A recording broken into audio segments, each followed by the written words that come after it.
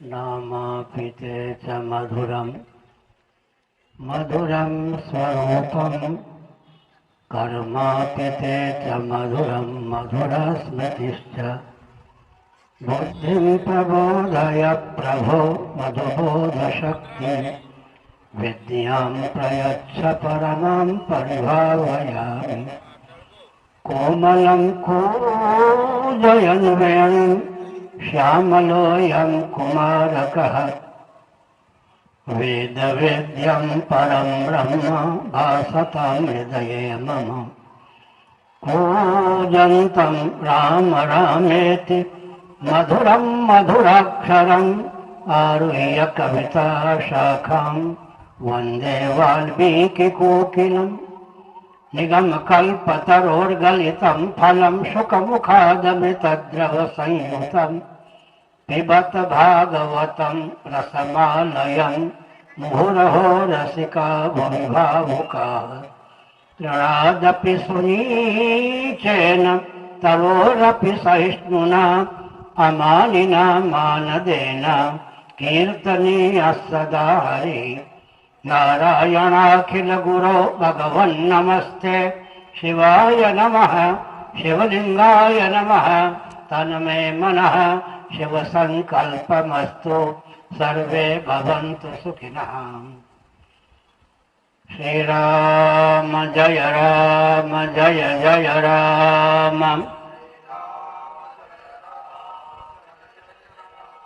श्री राम जय जय राम श्री राम जय जय राम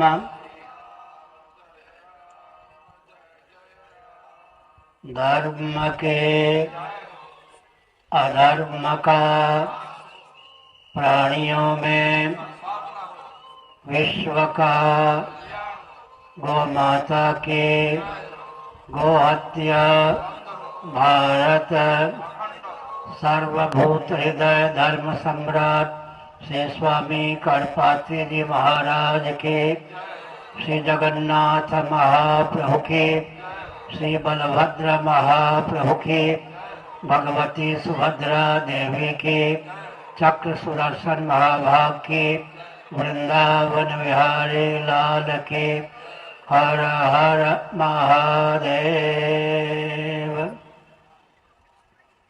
गोविंद जय जय गोपाल जय जय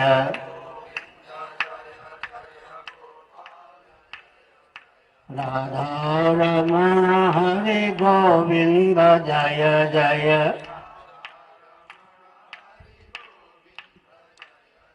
श्री कृष्ण गोविंद हरे मुरारे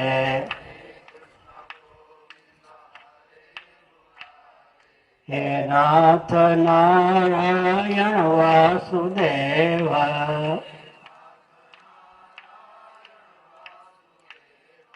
हम हिंदू राष्ट्र बनाएंगे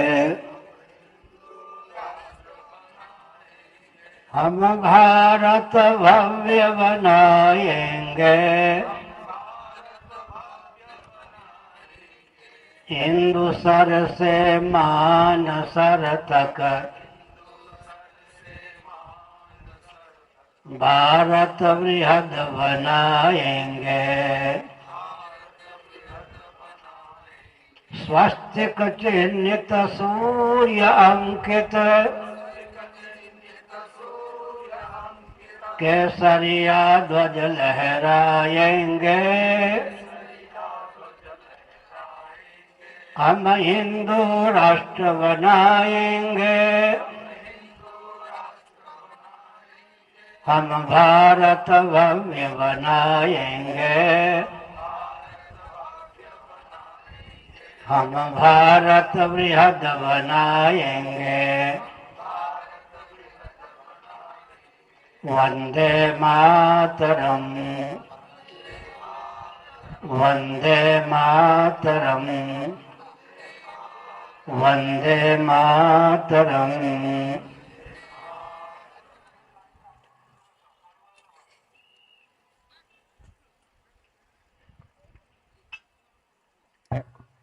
समुपस्थित समादरणीय संत वृंद, विद्वद वृंद, भक्त वृंद एवं भक्तिमती मातृशक्ति, आप महानुभावों की सद्भावना के फलस्वरूप इस कार्यक्रम का समायोजन संचालन हो पाता है।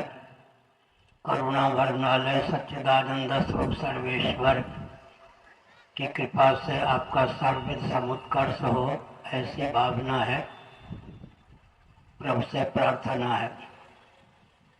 सज्जनों, भगवत पाद शिवावतार शंकराचार्य महाभाग ने 10 प्रकार के सन्यासियों को उद्भाषित किया।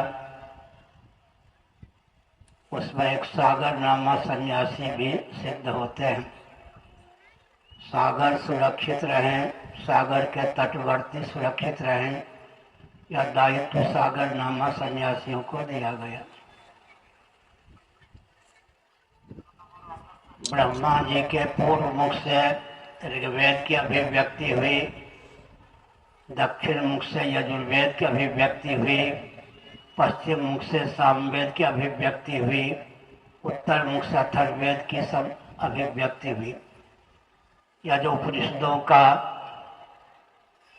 कथन है, इसको क्रियान्वित करने की भावना से भगवत पाद शिवावतार शंकराचार्य, जिनका प्रादुर्भाव ईस्वी सन से 507 वर्ष पूर्व हुआ था, उन्होंने 4 आमनाय पीठों को उद्भाषित किया।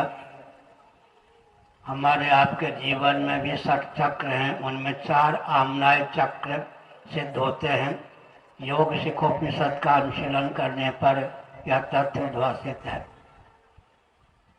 पूर्व दिशा में ऋग्वेद से संबद्ध गोवर्धन मठपुरी पीठ है। दक्षिण दिशा में यजुर्वेद से संबद्ध श्रृंगेरी क्षेत्र में एक पीठ है जो रामेश्वरम से संबद्ध है। पश्चिम में सामवेद से संबद्ध द्वारका पीठ है। उत्तर में अथर्ववेद से संबद्ध ज्योतिर्मठ है। हमारे चारों वेद सुरक्षित रहें और कलयुग के अंतिम चरण तक स्वस्थ मार्गदर्शन उनके माध्यम से हमको प्राप्त होता रहे, इसके लिए हमको प्रयत्न करना चाहिए। हम एक संकेत करना चाहते हैं। महोपनिषद के 6ठे अध्याय के अनुसार वसुधैव कुटुंबकम, वसुधा से उपलक्षित 14 भुवनात्मक ब्रह्मांड में जितने स्थावर प्राणी हैं, परमात्मा की अभिव्यक्ति होने के कारण परमात्मा के परिवार के सदस्य हैं। सबके हित की भावना से हमको प्रयत्न करना चाहिए। श्रीमद् भगवद गीता का अनुशीलन करें तो हमारा आपका जो शरीर है, माँ के पेट से जेल सहित उत्पन्न हुआ है। हम जरायुध प्राणी सिद्ध होते हैं। माँ के पेट में कुछ समय अंडा होकर रहे हैं, हम अंडज प्राणी सिद्ध होते हैं। अंडे का मौलिक स्वरूप माता पिता के रजवीर का संघात है। इस दृष्टि से विचार करने पर हम स्वेदज प्राणी सिद्ध होते हैं। रजवीर की निष्पत्ति अन्न जल के सेवन से होती है, इसलिए हम उद्भिज प्राणी भी सिद्ध होते हैं। स्वप्नावस्था में मनुष्यज प्राणी सिद्ध हो जाते हैं। बुद्धि से उपहित होने पर हम स्वयंभू प्राणी सिद्ध होते हैं। निरुपाधिक धरातल पर स्वयं सिद्ध होते हैं। यह हमारा समग्र परिचय है।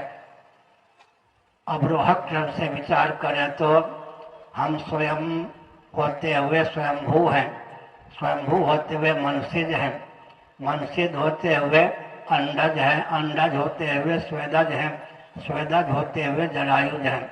यह हमारा समग्र परिचय है। हम सबके हित में अपने जीवन का उपयोग और विनियोग करें, यह आवश्यक है। गीता का एक वचन है, उसके अनुसार विचार करना चाहिए।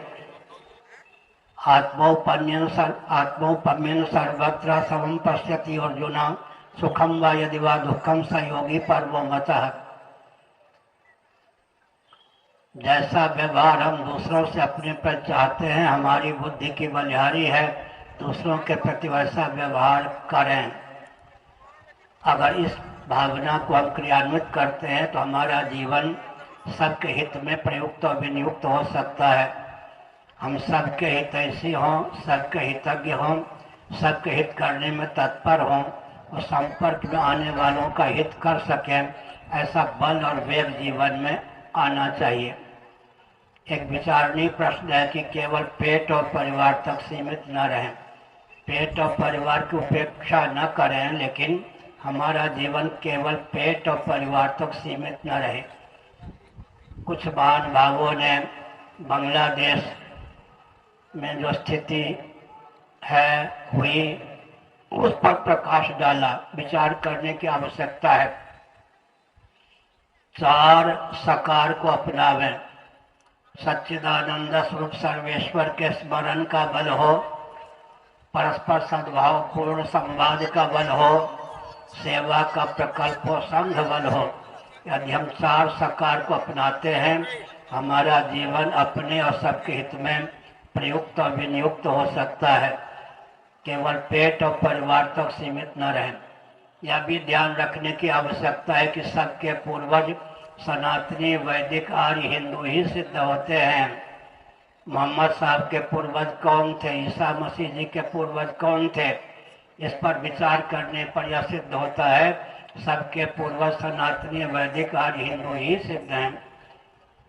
अगर हम श्रीमद् भागवत इत्यादि पुराणों का अनुशीलन करें तो यह तथ्य सिद्ध होता है कि मरीचि, कश्यप आदि महर्षियों की धर्मपत्नियों के गर्भ से देवता, धनुज आदि ही नहीं बल्कि स्थावर प्राणी, तरुलता, गुण इत्यादि भी प्रकट हुए, उत्पन्न हुए। यह अतिशयोक्ति नहीं है। स्वप्नावस्था में आत्म चैतन्य से अधिष्ठित अर्धनिद्रित मन के योग से, मनोयोग से हम भी पृथ्वी, पानी, प्रकाश, पवन, आकाश की रचना करने में समर्थ होते हैं और स्वयं को स्थावर जंगम प्राणियों के रूप में समुद्भाषित करने में समर्थ होते हैं। त्यागात् शांतिरनंतरम, अनिच्छन्नपि भी अगर निद्रा आ जाए, स्वप्न की स्थिति हो जाए, तो स्थूल शरीर, स्थूल प्रपंच का आह्वानात्मक वियोग होने के कारण उस त्याग के बल पर हमारे जीवन में वह बल और वेग प्राप्त होता है कि हम मनोयोग से, अर्धनिद्रित अंतःकरण के योग से पृथ्वी, पानी, प्रकाश, पवन, आकाश, स्थावर जंगम प्राणियों की रचना करने में समर्थ होते हैं। एक विचित्र बात है, श्रीमद् भागवत के 11वें स्कंद में कहा गया, 11वें स्कंद में इस तथ्य को उद्भाषित किया गया। श्रीमद् भागवत के 11वें स्कंद के अनुसार हम विचार करें तो हमारा आपका जीवन सबके हित में प्रयुक्त और विनियुक्त हो। हम अपने लिए केवल पेट भरने के लिए जीवित न रहें। 24 घंटे में कम से कम 15-20 मिनटों तक 5-5 बार भजन का बल और वेग हो। सच्चिदानंद स्वरूप सर्वेश्वर के स्मरण का बल होगा। हमारे जीवन में अद्भुत प्रज्ञा शक्ति और प्राण शक्ति का उद्रेक होगा। भारत विश्व का हृदय है। राजनीति की परिभाषा निर्धारित करनी चाहिए, वेदांत शास्त्रों के अनुसार उसे क्रियान्वित करने का प्रकल्प चलाना चाहिए, तब भारत का उपयोग और विनियोग पूरे विश्व के हित में हो सकता है। सुसंस्कृत, सुशिक्षित, सुरक्षित, संपन्न, सेवापरायण, स्वस्थ, सर्वहितप्रद व्यक्ति और समाज की संरचना, राजनीति की यह स्वस्थ परिभाषा वेदांत शास्त्रों के अनुशीलन से सिद्ध है। सुसंस्कृत, सुशिक्षित, सुरक्षित, संपन्न, सेवापरायण, स्वस्थ, सर्वहितप्रद व्यक्ति और समाज की संरचना। हम वेदांत शास्त्रों को मानेंगे तो शिक्षा, रक्षा, अर्थ और सेवा के प्रकल्प सदा संतुलित रहेंगे। मातृशक्ति का शील सुरक्षित रहेगा। बिना परिवार नियोजन गर्भपात के जनसंख्या सुरक्षित रहेगी। हर व्यक्ति की जीविका जन्म से सुरक्षित और हर व्यक्ति का जीवन दुर्व्यसन मुक्त होगा। लेकिन वेदांत शास्त्रों को नहीं मानेंगे, हर व्यक्ति की जीविका जन्म से असुरक्षित, हर व्यक्ति का जीवन दुर्व्यसन युक्त होगा। अतः इस रॉकेट, कंप्यूटर, एटम, मोबाइल के युग में भी सनातन सिद्धांत की उपयोगिता पूर्वत है। उत्पत्ति, स्थिति, संहार, निग्रह, अनुग्रह का जो विज्ञान वेदादि शास्त्रों के अनुशीलन से प्राप्त है, वो इस रॉकेट, कंप्यूटर, एटम, मोबाइल के युग में भी सर्वोत्कृष्ट सिद्ध है। बल्कि वस्तु स्थिति यह है कि रॉकेट, कंप्यूटर, एटम, मोबाइल बनाने का मार्ग भी सनातन शास्त्रों के अनुशीलन से ही प्रशस्त हुआ।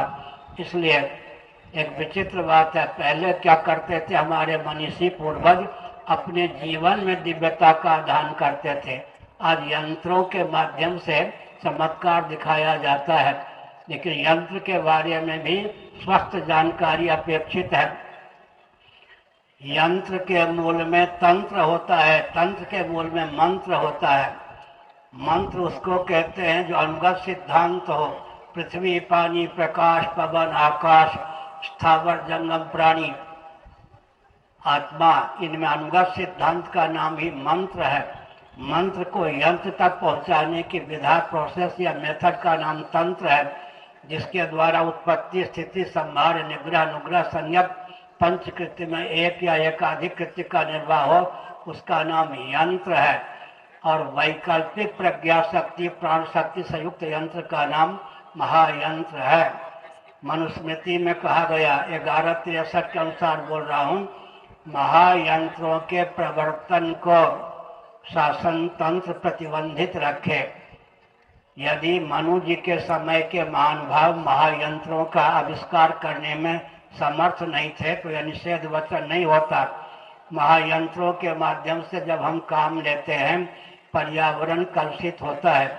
आज पृथ्वी, पानी, प्रकाश, पवन, ये जो ऊर्जा के स्रोत हैं, इतने विकसित हो गए हैं कि चंद्रमा की सतह भी मलिन हो गई है, धंसने की स्थिति में है। इसलिए विकास के हम पक्षधर हैं, लेकिन विकास को वेदादि शास्त्रों के अनुसार ही परिभाषित और क्रियान्वित करने की आवश्यकता है। वैशेषिक दर्शन के दूसरे सूत्र का अनुशीलन करने पर यह तथ्य समुद्भाषित होता है कि यतोभ्युदय निश्चय सिद्धि स धर्म, जिससे अभ्युदय निश्चय की सिद्धि हुई हो, लौकिक उत्कर्ष हो, पारलौकिक उत्कर्ष हो, मृत्यु, जड़ता, दुख, अतिक्रांत जीवन की अभिव्यक्ति का मार्ग प्रशस्त हो, उसी का नाम धर्म है। योग दर्शन का सूत्र है शब्द ज्ञान अनुपाति वस्तु शून्य विकल्प है। विकल्प उसको कहते हैं जो केवल शब्द मात्र हो। बंध्या पुत्र केवल शब्द मात्र है, व्यक्ति विशेष नहीं। शश सिंह, खरगोश का सिंह होता ही नहीं है। इसी प्रकार धर्मनिरपेक्ष केवल शब्द है, कोई भी वस्तु और व्यक्ति धर्मनिरपेक्ष हो संभव नहीं है। प्यासा व्यक्ति पानी पीने में क्यों प्रवृत्त होता है? पानी अपने गुण धर्म का त्याग नहीं करेगा। भूखा व्यक्ति भोजन करने में क्यों प्रवृत्त होता है? भोज्य पदार्थ अन्न अपने गुण धर्म का त्याग नहीं करेगा। अर्थात व्यक्ति की प्रवृत्ति का मूल धर्म ही है। अग्नि के स्वरूप को समझने वाला, प्रभाव को समझने वाला व्यक्ति, स्वभाव को समझने वाला, प्रभाव को समझने वाला व्यक्ति प्रज्वलित अग्नि हाथ क्यों नहीं डालता? आग जलाए बिना नहीं रहेगी। इसका अर्थ होता है कि धर्म विहीन कोई वस्तु हो संभव नहीं। किसी भी वस्तु की सत्ता और उपयोगिता जिस पर निर्भर है उसी का नाम धर्म है। धारणा धर्म, जो धारक और उद्धारक होता है उसका नाम धर्म है। हम सिद्ध कोटि के धर्म का वर्णन कर रहे हैं, सावधान। पृथ्वी के जो कार्य हैं वृक्षादि, उनमें संलग्न पत्र, पुष्प, फल इत्यादि उद्गम स्थान से च्युत हो जाते हैं तो पृथ्वी की ओर समाकृष्ट होते हैं। पृथ्वी जल की ओर समाकृष्ट होती है। जल का आकर्षण केंद्र, उसका उपादान अग्नि है। अग्नि का उपादान कारण उसके आकर्षण का केंद्र वायु है। वायु का उपादान कारण उसके आकर्षण का केंद्र आकाश है। आकाश की बीजावस्था का नाम अव्यक्त है। अव्यक्त जिसकी शक्ति है उसी का नाम सज्जनों परमात्मा या भगवत तत्व है। सिद्ध कोटि का धर्म जो है वह सबको मान्य है। जितने तत्व मीमांसक हैं, तत्व की मीमांसा करते समय सिद्ध कोटि के धर्म को मानते ही हैं और मानने के लिए उत्सुक तथा विवश होते हैं। साध्य कोटि का धर्म है यज्ञ, दान, तप और व्रत। अगर हम व्रत करना चाहेंगे तो अन्न जल पर संयम करना ही होगा। तप करना चाहेंगे तो इंद्रिय प्राणांतकरण को संयत करना ही होगा। यज्ञ करना चाहेंगे तो देवताओं के हित में, अन्यों के हित में द्रव्य का त्याग करना ही होगा। इसका अर्थ क्या होता है? दान देना चाहेंगे तो मुट्ठी खोलने की आवश्यकता होगी। यज्ञेन दानेन तपसा नाशकेन ब्राह्मणा विविधसन्ति। यज्ञ के द्वारा, दान के द्वारा, तप के द्वारा अपना जीवन अपने और सबके हित में प्रयुक्त तथा विनियुक्त होता है। श्रीमद् भगवद गीता के 5वें और 12वें अध्याय के अनुसार हम सर्वभूत रहता है, हमारा जीवन अपने और सबके हित में प्रयुक्त तथा विनियुक्त हो। इसके विपरीत 16वें अध्याय का अनुशीलन करें तो क्षयाय जगतो हिता।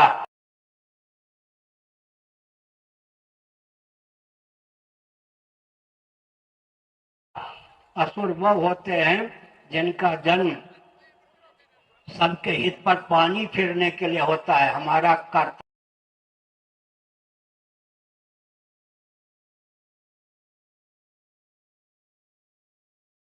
कर्तव्य है, दायित्व है कि हम अपने जीवन का उपयोग और विनियोग सबके हित में करें, तभी हमारा जीवन सार्थक हो सकता है। एक विचित्र बात है, मनुष्य का जीवन हमको प्राप्त हुआ है केवल भोग भोगने में।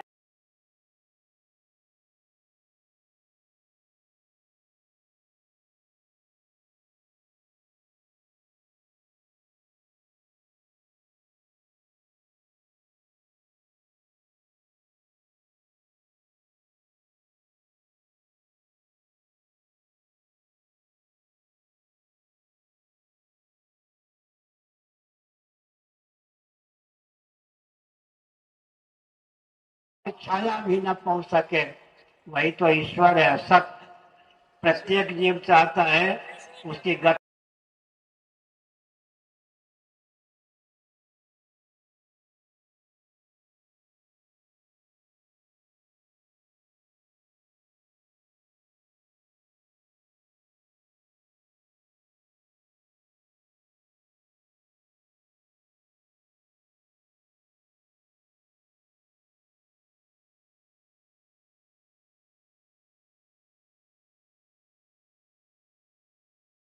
का खंडन कर देने पर भी ईश्वर की सिद्धि ही होती है, क्योंकि प्रत्येक जीव की चाह का विषय उसका मौलिक स्वरूप ईश्वर ही सिद्ध होता है।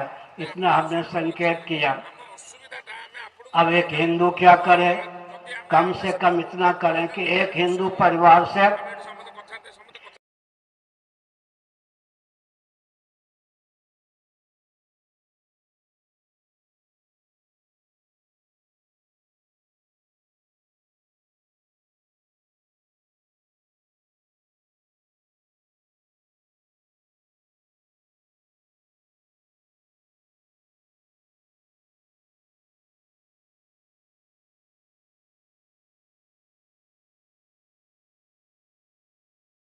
का 1 घंटा रोज निकले, उसका उपयोग उस क्षेत्र की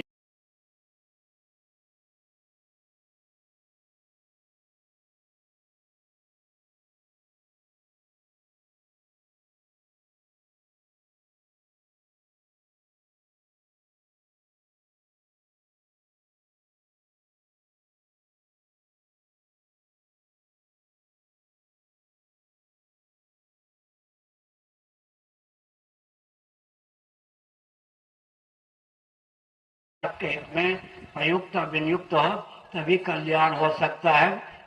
इतना मैंने संकेत किया है। अच्छा, हमने सोचा क्या आ गए हमें।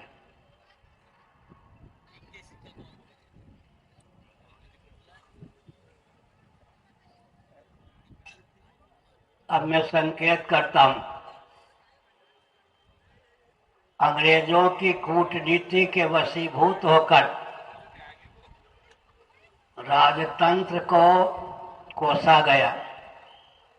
स्वतंत्र भारत में अंग्रेजों की कूटनीति चरितार्थ हो गई, लेकिन राजतंत्र का अनुशीलन करें। महाभारत में राजधर्म पर्व है। मंत्रिमंडल में 4 ब्राह्मण होना चाहिए जो शिक्षाविद हों। मंत्रिमंडल में 8 क्षत्रिय हों जो रक्षाविद हों।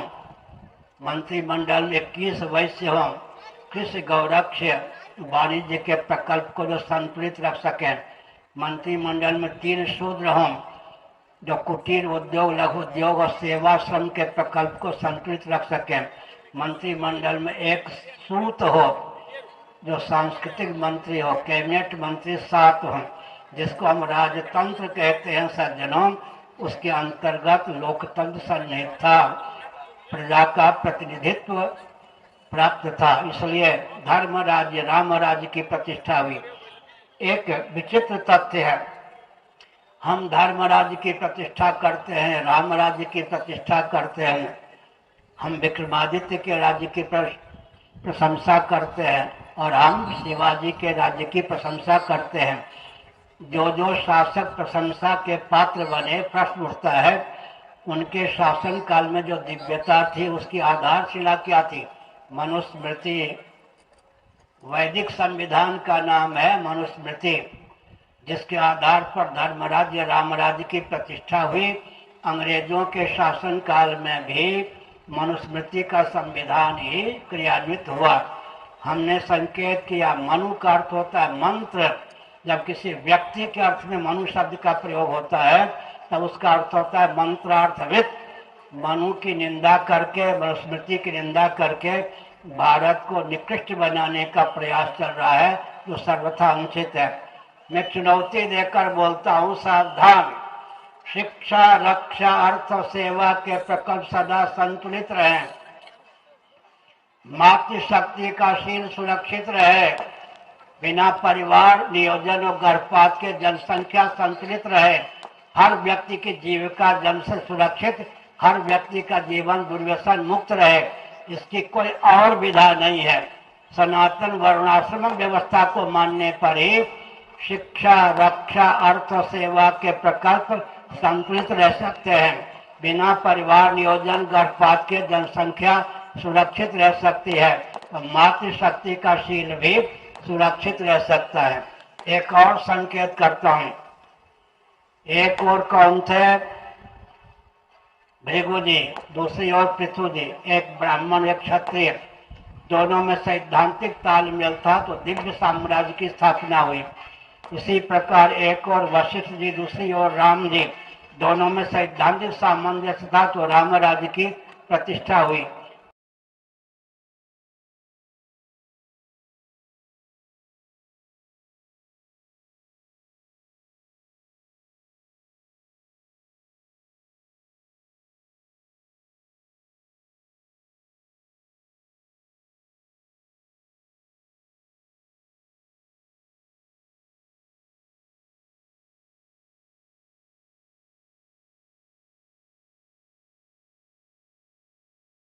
है क्षत्रियों में बाहुबल की प्रतिष्ठा होती है।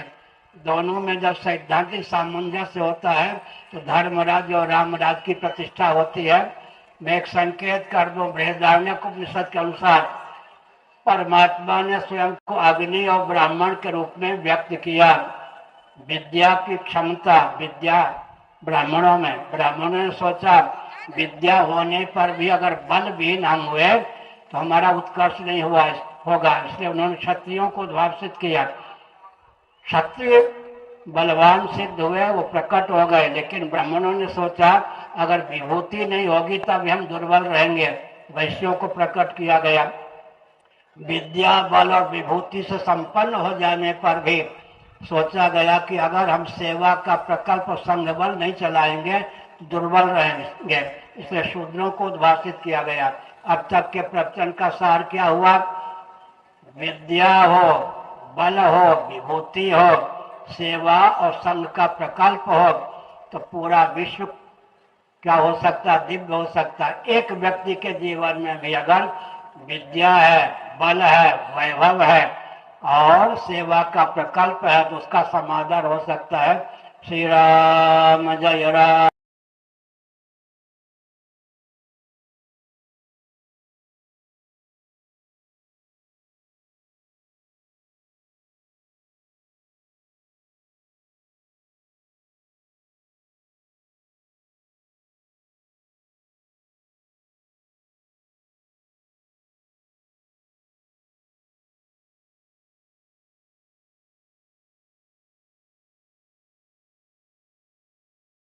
हमारे महानुभाव प्रतिदिन इस आरती को सुचारू रूप से चलाते हैं, वे धन्यवाद के प्राप्त हैं। और सागर हमारे सुरक्षित रहें, सागर तटवर्ती हमारे सुरक्षित रहें, विप्लव न पैदा करें सागर, तो सागर के तट वाले भी किसी प्रकार दुर्बल अपने को अनुभव न करें, यह आवश्यक है। हमारे जीवन का उपयोग और विनियोग सबके हित में हो, यह आवश्यक है। हर हर महादेव। जगद्गुरु शंकराचार्य भगवान की, तीर्थराज महोदधि भगवान की।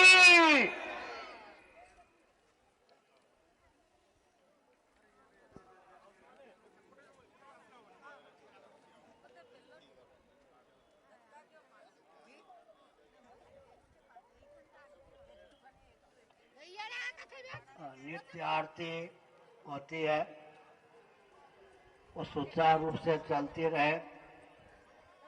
पदाधिकारियों की सहभागिता है, शासन तंत्र की सहभागिता है, समाज की सहभागिता, प्रकृति की सहभागिता, परमात्मा की सहभागिता। समुद्र देव भी संतुष्ट हैं, अपनी मर्यादा में रहते हैं। नहीं तो अगर एक बार उनका उमंग बढ़ गया तो पूरे को निकल सकते हैं। इसलिए समुद्र आरती से समुद्र प्रसन्न रहते हैं, और समुद्र के प्रसन्न रहने पर हमको वर्षा भी सुमंगल ढंग से प्राप्त होती है।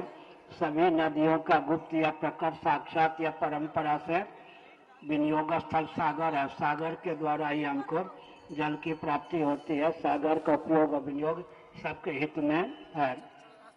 हमने संकेत किया, उड़ीसा की विशेष महिमा है। गिने चुने भारत में ऐसे प्रांत हैं जहाँ समुद्र सुलभ है। जगन्नाथपुरी की महिमा है कि यहाँ भी समुद्र सुलभ है। इसलिए सागर अपनी मर्यादा में रह रहे हैं, वो प्रसन्न है आरती से। और जो हमारे विद्यार्थी स्नातक आरती में भाग लेते हैं, नित्य कष्ट सह के भी आरती का प्रकल्प चलाते हैं, वे सब के सब भगवान के कृपा पात्र हैं। सबका सर्विस उत्कर्ष हो, यह भावना है। हर हर महादेव। प्रकाश जी देखिए रहे, सबके प्रकाश में है, बहुत बढ़िया। ये सब ऐसे हैं जो काम तो खूब करते हैं, अपनी बड़ाई नहीं करते। कोई इनकी प्रशंसा कर दे तो भी सुनने में रुचि नहीं लेते। भगवत कृपा से ये आए हैं, माता पिता धन्यवाद के पात्र हैं। भगवान जो कुछ हमसे कराना चाहते हैं, उसके लिए जितने सहयोगी चाहिए सब परमात्मा के द्वारा ही भेजे गए हैं। हम एक संकेत करना चाहते हैं। भगवान की प्रेरणा से ब्रह्मा जी, देवता, ऋषि, पितर इत्यादि को स्वस्थ क्रांति की उद्भावना के लिए भारत में जन्म लेने के लिए प्रेरित करते हैं। इसी प्रकार भारत की अखंडता के लिए, भारत भव्य हो, इसके लिए जिन जिन व्यक्तियों की देवता पितर आदि की आवश्यकता है, वे सब के सब मनुष्य होकर के, ब्राह्मण क्षत्रिय वैश्य आदि होकर के आए हैं। यहाँ सबकी सहभागिता है, कोई ऐसा नहीं है जिसकी सहभागिता न हो। शासन तंत्र भी, दुकानदार, ये सब जो थे, उनकी भी सहभागिता है।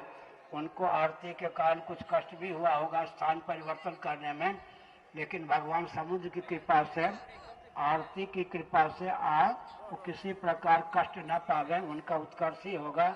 इस भावना के साथ वचन को विराम। हर हर महादेव।